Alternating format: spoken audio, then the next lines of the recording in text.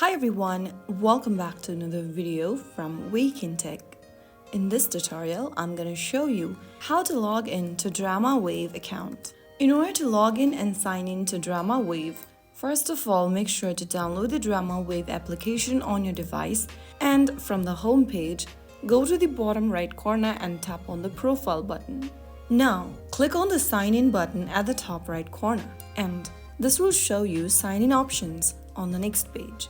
You can go ahead and sign in with Facebook, Google, or with your Apple ID. Select any one login methods. I'm gonna choose sign in with Google. Click the continue button in the pop-up to get to the Google accounts login page and enter your email or phone number associated with your Google account. After you do that, click on the next button. Enter your password for your Google account, or you may also choose any other way to sign in.